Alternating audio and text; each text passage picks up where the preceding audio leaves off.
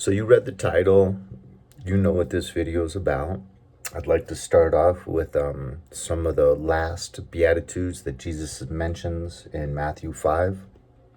So starting with Matthew 5:10, Blessed are they which are persecuted for righteousness' sake, for theirs is the kingdom of heaven. Blessed are ye when men shall revile you and persecute you, and shall say all manner of evil against you falsely for my sake. Rejoice and be exceedingly glad, for great is your reward in heaven. For so persecuted they the prophets which were before you. So,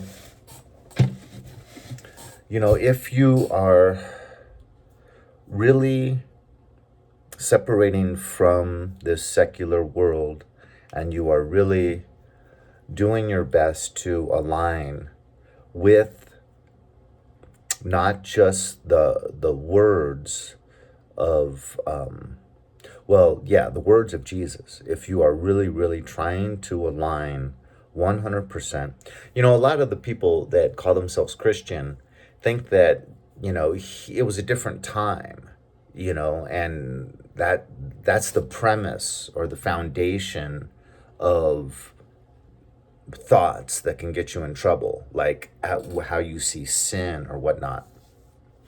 Because I've just met so many Christians that really don't think it's a big deal if they have sex with their girlfriend.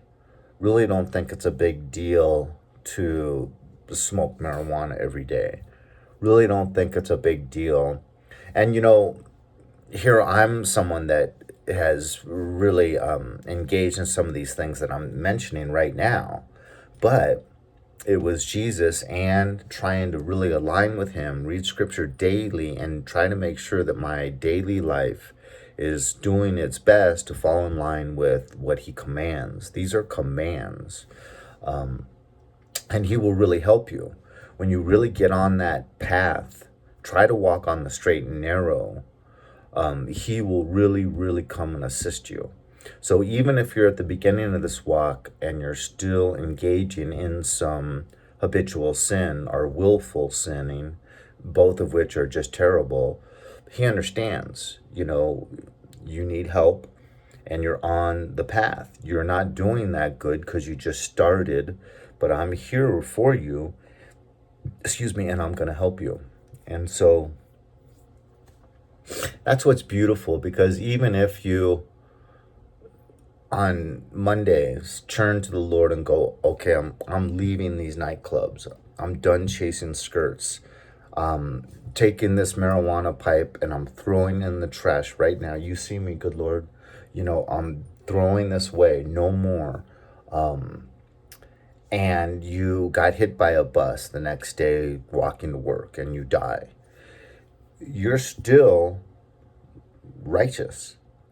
Only because you had a contrite heart and you meant it in your mind and in your heart when you said, I'm done. I want to follow you, Jesus, with my whole heart. Knowing full well that maybe it would have taken you 2 or 3 years to completely climb out of that hole that you had dug yourself with.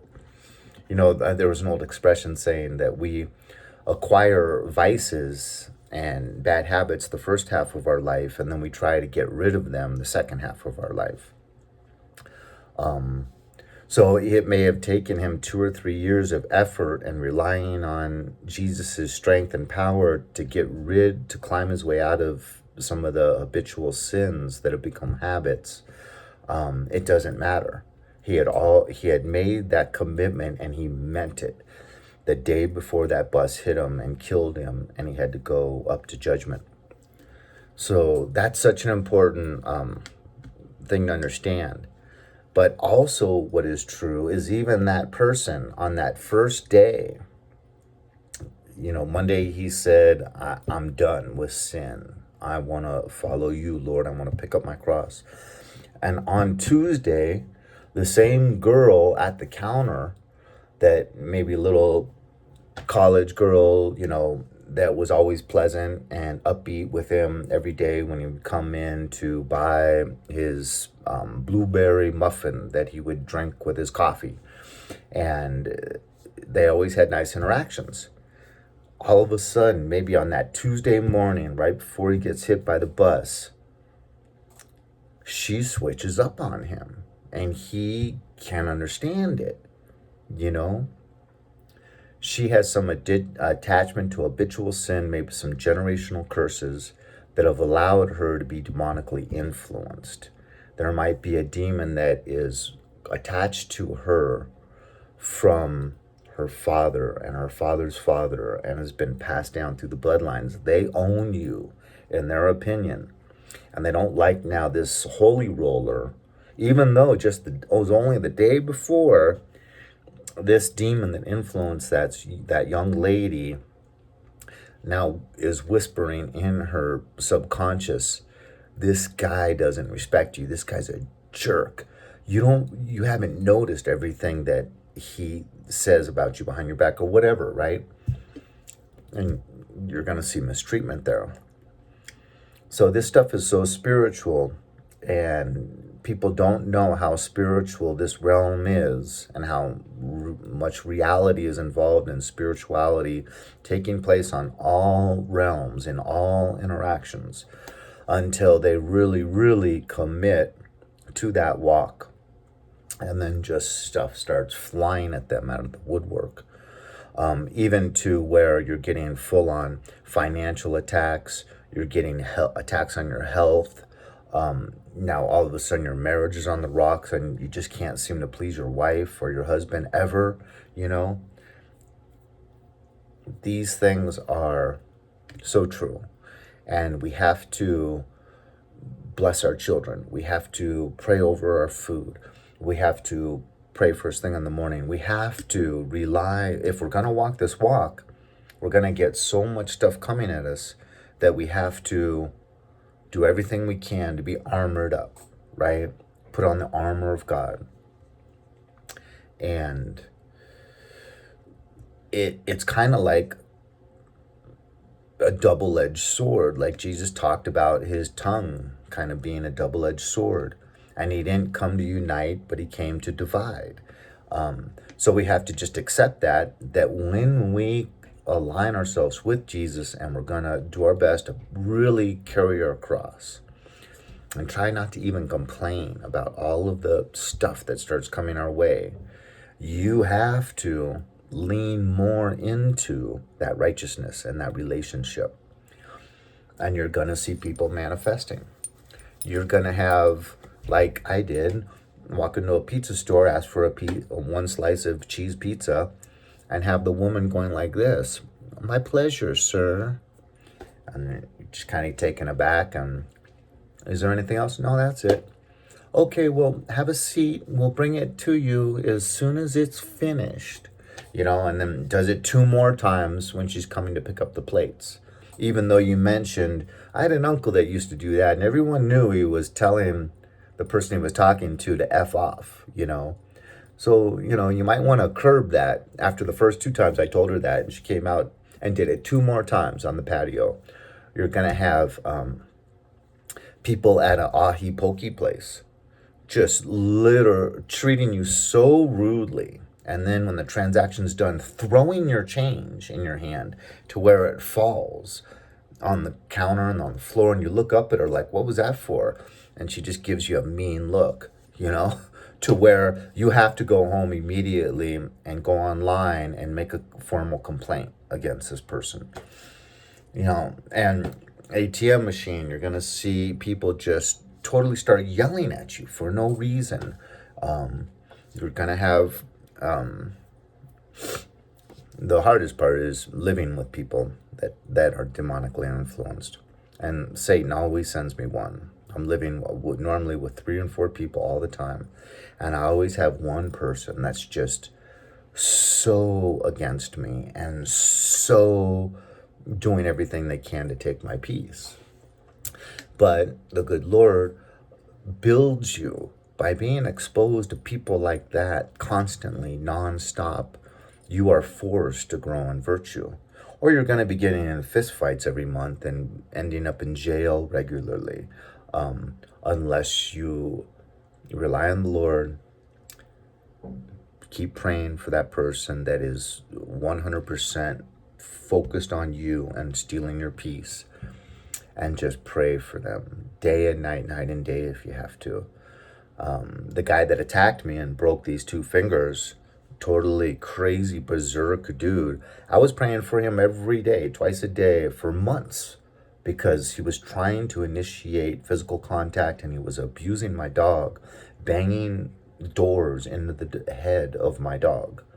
And talked to management, they wouldn't do anything. Management was so diabolical and so against me. There's just it. If you're walking this walk properly, you will not have peace outdoors. And if you're like me, you won't even have it indoors. I mean, sometimes, like when I lived for 3 years in San Pedro in that house, I had demonic paranormal activity every night, kicking my bed, demons coming and kicking my bed while I was sleeping, laying down in bed with me, pictures flying off the wall, my surfboard flying off the wall. And then I'd go to work. These bosses were just, I mean, at this point, I'd been through 26 years of abuse by bosses because I stand for truth, and no, it's not acceptable to stand for truth in that school district that I worked for. But then the last 2 years, they went for my jugular. They didn't want me to make it to 55 because then I was going to work part-time, and that still uses a full slot for a psychologist. And they heard that I was going to do that. So at 53, they went for me full bore. I mean, I usually would only get written up like maybe once every 5 years. Now I'm getting written up like sometimes twice in one day. And, literally having to go into all of these meetings and do it over the laptop. And so I was getting it from a demon every night. I was getting it every day from bosses at work. And then I was getting it every day from the neighbors that lived right across from me. Literally going in my backyard twice a week and vandalizing my motorcycle, my car, the back patio, breaking the wood on the patio, even stealing all my mail, because it ruined my credit rating. I didn't get any credit card bills for months, and I wasn't paying attention. I just started seeing all this more money coming into my bank account, and I felt good. It's like, wow, I'm doing something right. My bank account's growing. Not realizing I haven't gotten a credit card bill in months. So my credit rating got destroyed because they must have been going through my mail. And I had a little skeleton dog on the like a scary Halloween dog, possessed looking dog on the porch, and they would pick it up and set it right in front of the door. Even just right before I'd leave to work, I'd give my dog one more little like 3-minute walk just around the corner. And they were brazen enough to cross the street in knowing they only had 3 minutes and take that skeleton dog from the side of the front door up against the wall and put it right in front of the door, like 2 feet from the wall. So you'd have to move it out of the way in order to go in your front door. So every day from neighbors, every day from bosses, and every night from demons. And that was when I was still involved in some habitual sin and some willful sin. But I had made that commitment. I was reading scripture every day. I was praying, sometimes hours every day, because I knew I needed the Lord's help to climb myself out of this hole that I had made for myself. So,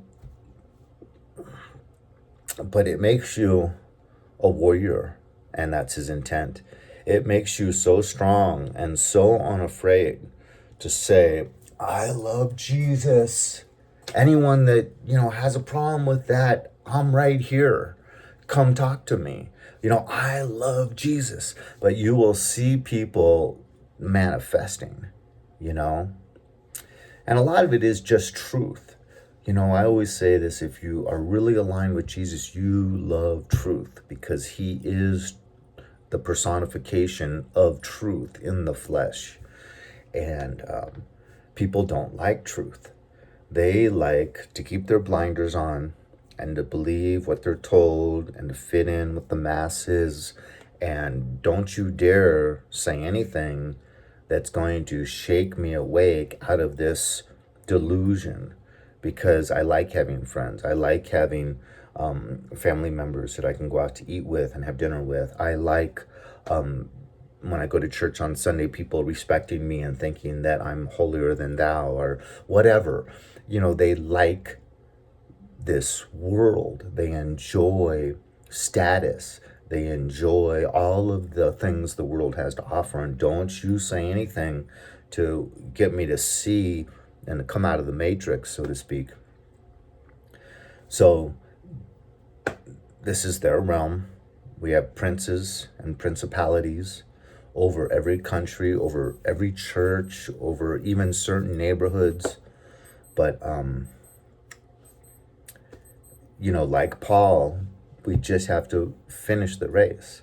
We just have to stay on this path and remember that we get to rejoice whenever whenever blessed are ye when men shall revile you and persecute you and shall say all manner of evil against you falsely for my sake.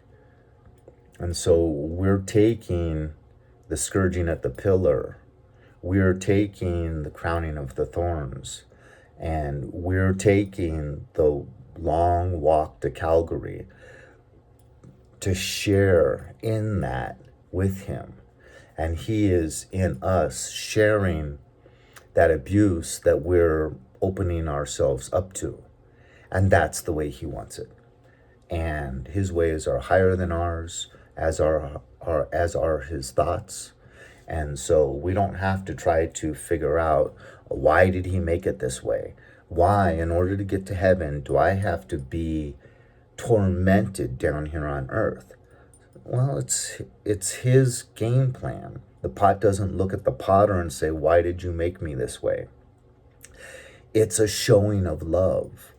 And he went through the most severe way of showing us he loves us. So he is worthy of this honor, and he is worthy of allowing ourselves to be subjected to that.